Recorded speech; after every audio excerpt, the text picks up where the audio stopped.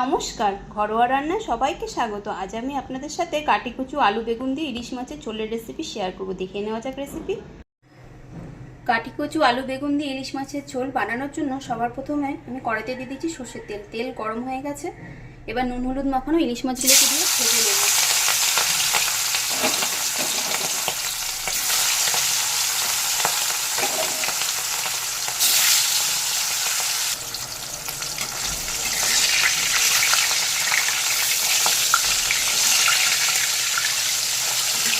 মাছগুলোকে কিন্তু আমি হালকা করে ভাজবো, খুব বেশি কড়া করে ভাজবো না।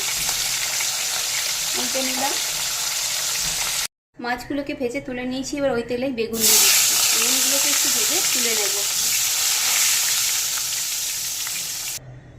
বেগুনগুলোকেও ভেজে তুলে নিয়েছি। এবার কাটিকুচু আর আলুগুলোকে দিয়ে ভেজে নেব।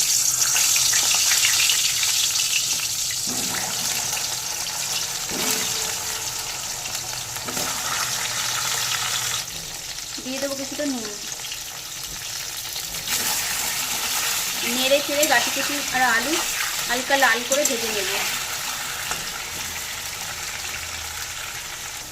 লাল করে ভেজে নিয়েছি। এবার দিয়ে দেবো কিছুটা কালো জিরে ফোড়নের জন্য। একটু নেড়ে নেব। এবার দিয়ে দেবো সামান্য একটু জল। এবার দিয়ে দিলাম 2 চামচ জিরে গুঁড়ো। এই রান্নাটায় কিন্তু আমি আদা ব্যবহার করব না। দিয়ে দিলাম হলুদ গুঁড়ো, দিয়ে দিলাম লঙ্কার গুঁড়ো।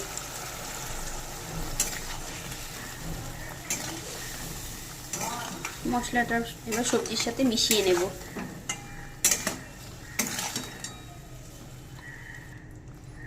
এবার ঢাকা দিয়ে আলু সেদ্ধ হতে দেব। আলু কাটিকুচু দুটোই। কিছুক্ষণ পর ঢাকা খুলে দেখে নিচ্ছি। আলু আর কচু দুটোই সেদ্ধ হয়ে গেছে আর কষানোও হয়ে গেছে।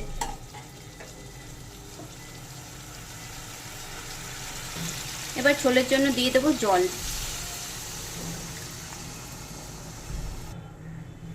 আবার একটু নেড়ে নেব।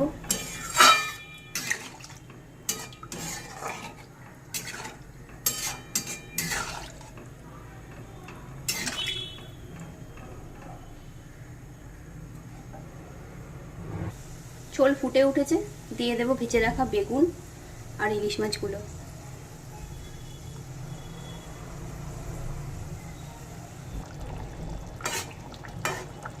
মাছগুলোকে একটু ঝোলের মধ্যে ডুবিয়ে দিলাম, যাতে মাছের মধ্যেও ভালো করে একটু ঝোল ঢুকে যায়। এবার এইভাবে 3-4 মিনিট একটু ফুটিয়ে নেব। আমি লাস্টে একটা কাঁচা লঙ্কা দিয়ে দিলাম। ছটপট তৈরি হয়ে গেল সুস্বাদু কাটিকুচু আলু বেগুন দিয়ে ইলিশ মাছের ঝোল। এভাবে একবার আপনারাও বানিয়ে নেবেন, আশা করছি আপনাদেরও ভালো লাগবে।